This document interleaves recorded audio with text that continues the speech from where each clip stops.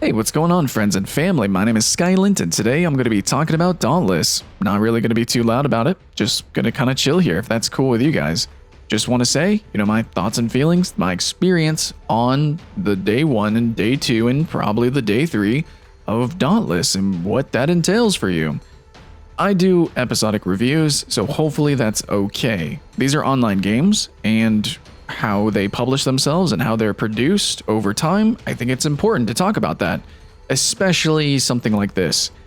Especially as a streamer, so that's my bias as a content creator, I might be a little bit extra peeved when a game servers aren't actually up and running. And a lot of you guys also have shit and stuff and things to do. You guys have very specific times, windows, that you can actually play games. And so it might make you a little bit mad when a game says it's going to go open beta. It's supposed to be freaking bananas. You want to jump in and hunt some freaking monsters with your bros. Or sisters, brothers, sisters, Anyways, you want to jump in with the family, right? And you get in and, well, no. That's the thing. You don't get in. You don't even get into the game because the game has its servers on fire. So the opening day of Dauntless essentially didn't open for almost anybody. I was able to get in after midnight. Day 2, similar story. Everyone's having login issues, queue issues. So we got to log in. The servers are on fire. They're not working that great. And they have a limitation, a population limitation. So everyone's in this massive queue of like thousands and thousands of people waiting to play this game. Really wanting to play this game. I'm waiting hours. Myself, as a content creator, you better believe it, I did. And I did stream. I was able to actually stream it for a good bit. I got to play the game a good bit. But even if you did get into the game technically after waiting potentially hours, well, then you might have had some matchmaking issues. Yeah, you might have had some optimization issues too. The tutorial was weird. And then the first fight was like limited to 20 FPS. So that was strange. Okay, that happened. Anyways, so yeah, pretty bad first impression, just objectively bad. And then you actually get into the core gameplay. You notice the game runs at like 60 or lower. So I don't know what's going on with that. Is it capped or something? Because I'm definitely not feeling that 144 that my monitor is begging for. And this game looks really clean. You'd think it would run better. It's just you and one monster. That's pretty much it. I don't care how intense the animations might be. No. This game runs on average for me with a GTX 970 and a Core i7. I think it's okay. It's okay. Okay, I got some okay stuff, right? I've got some okay stuff. It's not an enthusiast build anymore, but still. Running at 40 FPS and then dipping lower sometimes, I don't appreciate that. This game can run better. I know it can. Please and thank you. Yeah. So that's going to be what you're hurtling into is queue times and then matchmaking network errors and then optimization, actually playing the game. And then you're going to have a lot of weird loading screen stuff going on. Like whenever you kill a monster, you're supposed to just kind of jump back into Ramsgate, the hub town. Just kidding. You got to wait like an extra 15 seconds. And then some people might crash after that and stuff and things. And yeah, dudes, it's really an awkward experience. Every little thing, opening up the menus is a little bit laggy. The button inputs feel a little bit laggy, especially if you play with the hammer, where you have to do a lot of button inputs kind of all at the same time. You're going to be feeling it. Yeah. And especially whenever you do play the core game, the gameplay loop, because if this game, it's netcode and just the servers and the overall online experience, if it's not perfect, you're going to really feel it with 4 players fighting one monster, because the monster will maybe just kind of suddenly switch to you and target you, and you're not really prepared for that already. That can get you killed, but because of a little bit of latency, a little bit of ping, oh man, dude, that thing's going to snap back and slap you in the face, and it's not going to feel good. Not at all. It literally won't. I mean, yeah, you're going to get damaged, but it's going to feel cheesy. It's going to feel cheap. You're not going to like it. It's just not going to be fun. And already that sort of gameplay debatably is kind of cheesy. So yeah, like the overall feeling of this game as an online game is not good. Just from start to finish, the first impressions and my first day and everyone's first days with this game, the online interaction has been abysmal. But you have to know this is a free-to-play game that's online only, that heavily incentivizes online gameplay.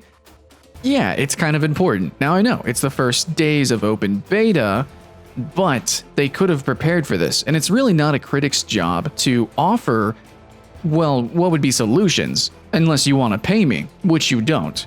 So, anyways, you needed more servers, more better servers. You needed to prepare for this. Maybe you could have done some stress tests, things like that. You know, there's stuff and things you could have done that you didn't think maybe you needed to. You took this gamble, and I think it failed.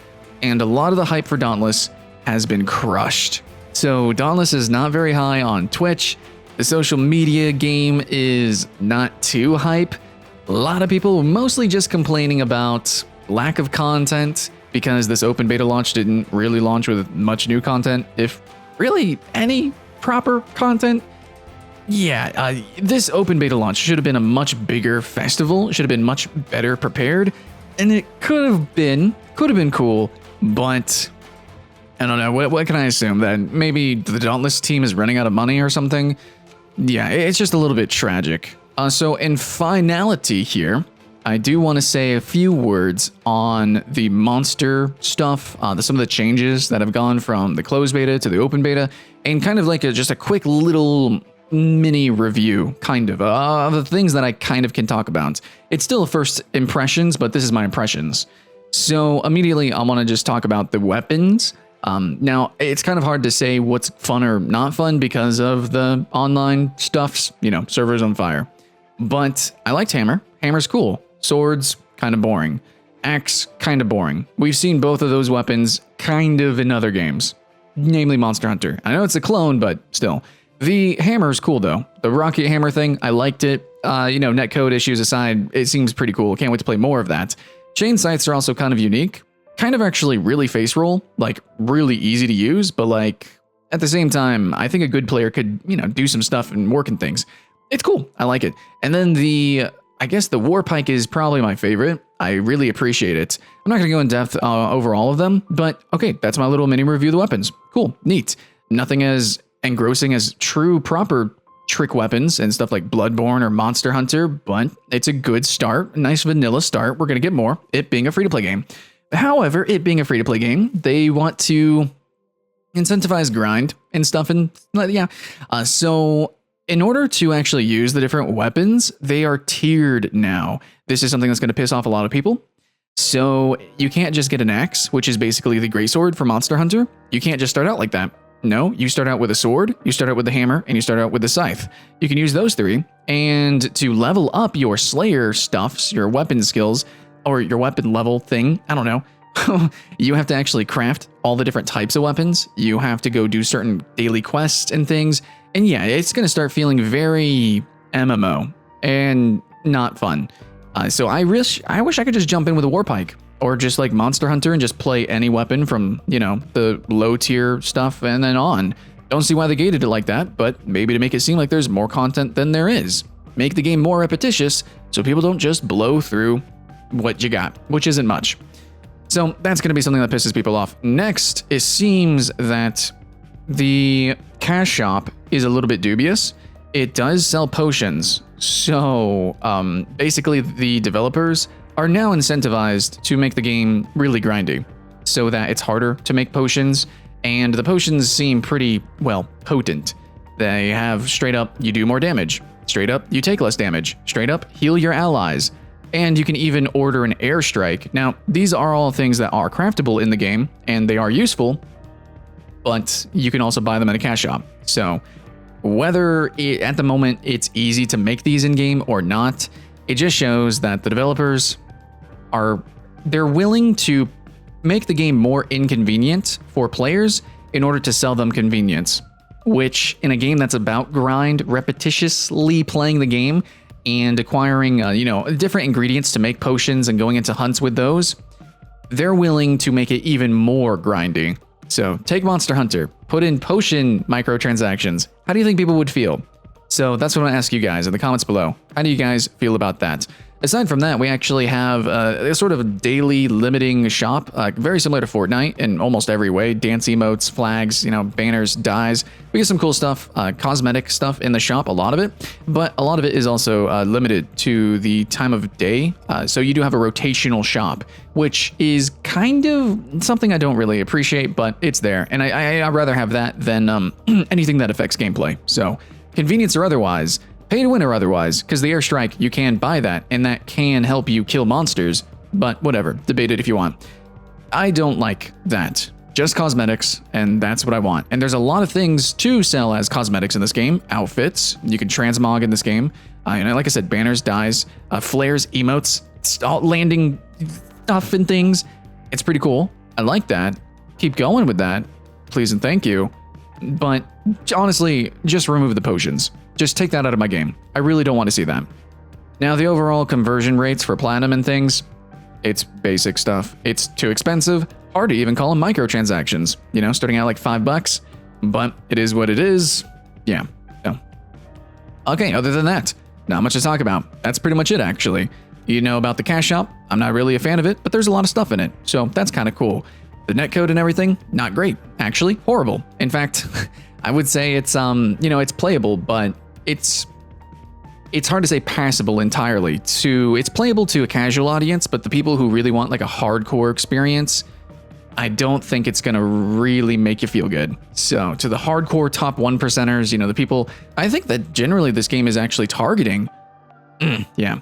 Oh, and actually, to those who are really interested in very intricate weapon systems and combos and physics and things, again, hard to tell with the whole online functionality of this game being on fire, but I can just tell you right now that there's really not that many combos. There's a very lackluster amount of combos with any weapon.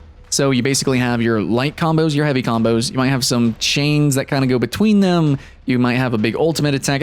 There are some stuff that you can do here and there, and some weapons are definitely more complex than others, but I can't say that it really competes with Monster Hunter. Even basically the most basic weapons of Monster Hunter are going to equal the complexity of any weapon inside of Dauntless. The Rocket Hammer has something there, but I think it's more of just memorizing buttons versus actual true engaging proactive and reactive gameplay. Yeah, it's just just memorizing the combos. So that's pretty much what I gotta say. All in all, that's it. I mean, I just spit it all out. There's really nothing more to talk about other than the fact that there's not that many monsters. They are definitely more fun later on, but they really just kind of stand still. They don't really move. They don't really interact with the environments. The environments themselves aren't very engaging. It's almost like tank and spank, but it's more like dodge and spank. So the monster's just gonna sit there and try to tank and spank as you dodge and spank. And yeah, that's pretty much it. You really just sit still, they sit still, you whack them, they do a wind up, you dodge it, you whack them some more. There's like 2 enemies in this game that actually move around. Those are pretty fun, and the Shrike is actually more of a well-rounded experience, luckily an earlier game monster, and I do appreciate that. More monsters need to be more mobile, need to be more engaging, and more visceral when it comes to, I would say, like their mobility. Like if they're gonna move around just a little bit, then that movement should be an attack, which is the case with those 2 mobile creatures that I was talking about, especially the Shrike, since it can fly around and its flying is an attack. So more stuff like that. Maybe the Trarog can use its fire flames and actually hover around and I can like boost it around the island. Something like that. Maybe the Gnasher can actually roll up into a ball and kind of sonic around. Just a little bit more mobility for monsters would be great, because seriously, we're just standing still. This might as well not even be an action game. It just feels like a really shitty MMO at some points.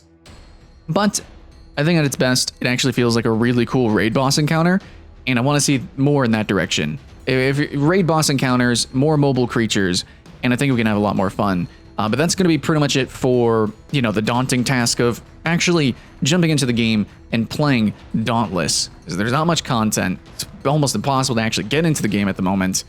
It doesn't feel that great when you're actually in, and it just kind of is a chore from start to finish. But there is some ideas here. There's an interesting foundation. I can't say it's really solid. The ideas are the foundation, and that's cool. but the actual gameplay, the optimization, the actual code, no, there's definitely some cracks here and there. So that's it, guys. Thanks for watching. 15 minutes of quite a little bit of pessimism, but I'm actually still hyped for Dauntless, and I hope you guys are too. Keep the hype alive, guys. My name's Skylent, and I'll see you again next time.